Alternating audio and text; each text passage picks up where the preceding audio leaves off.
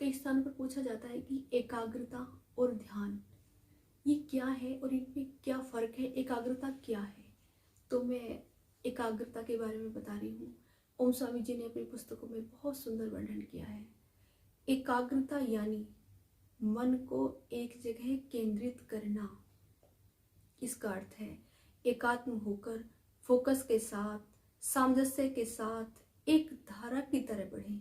एक रस्सी पर आप देखते होंगे, आपने कई जगह देखा होगा कि एक रस्सी पर चलने वाले व्यक्ति की कल्पना जब आप करते हैं तो उस कार्य को नितांत एकाग्रता से कर रहा होता है। उसकी एकाग्रता में अगर जरा सी भी चूक होगी तो आपको पता है कितना हानि हो सकती है। जरा सी चूक होते ही, मतलब बहुत सेकंडों के हजार में करोड़ में हिस्से में भी अगर चूक हुई तो बहुत बड़ी दुर्घटना घट सकती है।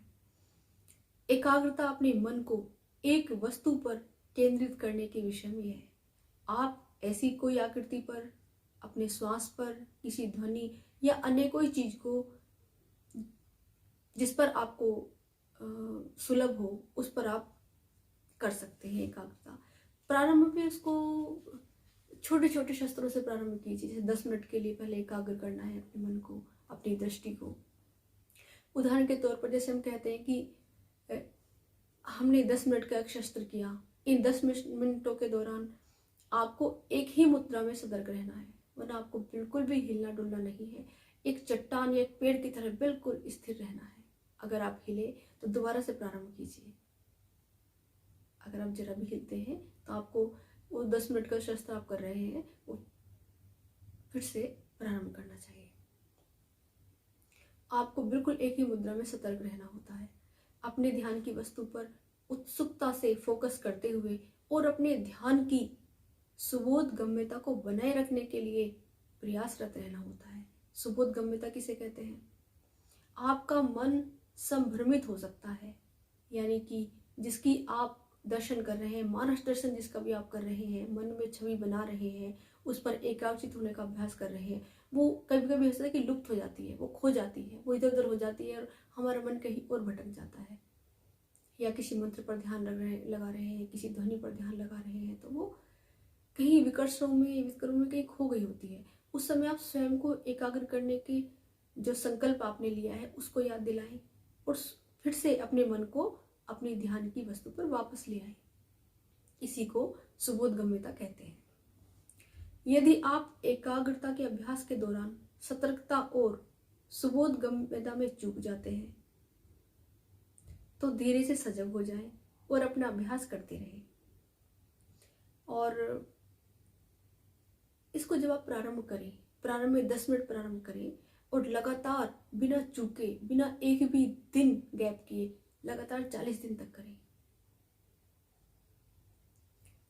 आप एक डायरी बना लो जिसमें आप स्वयं को अचल शरीर, स्थिर मन, सतर्कता और सुबोध गम्यता के अंतर्गत नंबर भी दे सकते हो। जैसे मान लो कि आप हिले थोड़ा सा भी तो आपने अपने 10 में से कुछ नंबर काट लिए। आपने बिल्कुल बिना हिले सुबोध गम्यता के साथ, पूरे संकल्प के साथ, प्रयास के साथ एक ही दृष्टि, एक ही वस्तु पर या एक ही बिंदु पर या जिसमें भी आपने एकाग्र करने का फैसला किया है उस पर बिंदु पर आपने एकाग्र किया तो आप पूरे नंबर दे सकते हैं। तो ये लगातार 40 दिन तक करना है आपको। इस प्रकार आप अपने अभ्यास में उन्नति को नाप भी सकोगे। एक ऊंची कूद विजेता के विषय में जब सोचते हैं हम, उसके अंक इस बात पर डिपेंड करते हैं कि वह किस कोण पर डंडे को पकड़ता है और उचित गति से दौड़ता है और जमीन से उचित समय पर चलकर छड़ के ऊपर आ जाता है। उस एक अचूक प्रदर्शन के लिए उसे हजारों बार कूदना पड़ता है। आप ओलंपिक में खेलते हुए देखते होंगे खिलाड़ियों को, उस एक बार का प्रदर्शन करने के लिए उन्होंने कितना लंबा अध्ययन किया है, कितना लंबा अभ्यास किया है, कितने कितने महीनों तक, कितने कितने सालों तक उन्होंने अभ्यास किया होता है। हजारों करोड़ों बार अभ्यास किया होता है उन्होंने। लेकिन उस समय अगर सेकेंड के करोड़ों हिस्से में भी वो चूक गए या उनकी एकाग्रता ढीली पड़ी तो घटना घट सकती है। इतना महत्व है एकाग्रता का जीवन में। हजारों बार उन्हें कूदना पड़ता है उस एक प्रदर्शन के लिए।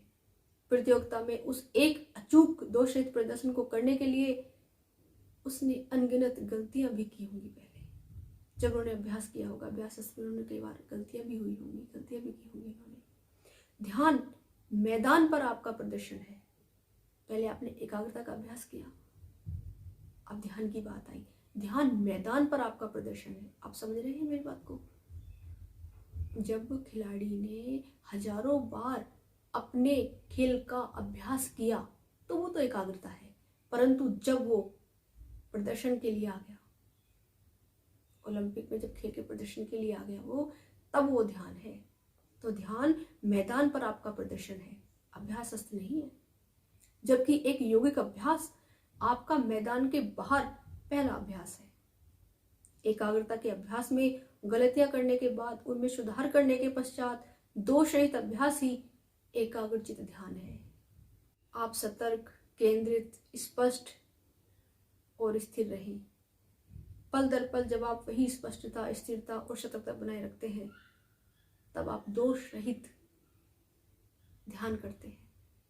ध्यान जीवन को आनंद में जीने का, सजगता से जीने का तरीका है।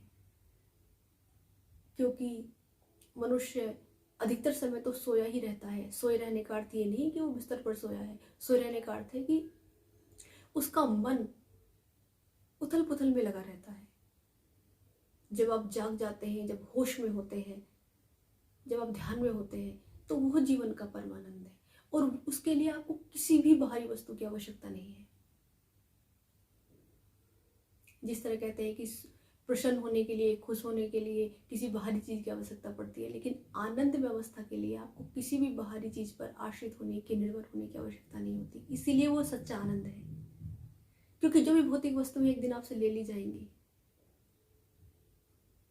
किसी को गहनों से प्यार है, किसी को गाड़ी से प्यार है, किसी को मकान से प्यार है, जब एक दिन वो छिन जाएगा, चला जाएगा या नहीं रहेगा, तो वो सुख, वो सुख भी खत्म हो जाएगा। अविद्या ही जो अज्ञान की जननी होती है, अविद्या। 5 क्लेश बताए गए हैं: अविद्या, अस्मिता, राग, द्वेष, अभिनिवेश। अभिनिवेश कहते हैं मृत्यु का भय। अविद्या कहते हैं जो अज्ञान है ना, अज्ञान हमारे जीवन में, जिसे हम सब कुछ समझ बैठे हैं, इस हार्ड मास के शरीर को अपना सब कुछ समझ बैठे। हालांकि शरीर का बहुत महत्व है, मैंने पहले वीडियो में बताया है कि शरीर का बहुत महत्व है, इसलिए शरीर को स्वस्थ रखना बहुत आवश्यक है। परंतु जिस तरह से हम एक घर बनाते हैं, मकान बनाते हैं, तो उसकी साफ सफाई करते हैं इसलिए कि हम उसमें रहते हुए स्वस्थ रह सकें। परंतु अगर केवल हम उस घर की ही साफ सफाई करते रहे और स्वयं का ध्यान नहीं दिया, तो हम स्वयं भी तो बीमार पड़ जाएंगे। इसी तरीके से आत्मा हमारे शरीर के अंदर रहती है, तो शरीर का ध्यान रखना तो आवश्यक है, लेकिन आत्मा की उपेक्षा भी नहीं कर सकते हम। क्योंकि आत्मा नहीं होगी तो शरीर का भी कोई महत्व नहीं, शरीर नहीं होगा तो आत्मा का क्या महत्व है। तो इसीलिए इसको इस प्रकार देखें कि जिस तरह एक घर के अंदर हम रहते हैं, उसी प्रकार एक शरीर रूपी घर के अंदर हमारी आत्मा रहती है। तो हमें दोनों में ही तालमेल बना के रहना होता है।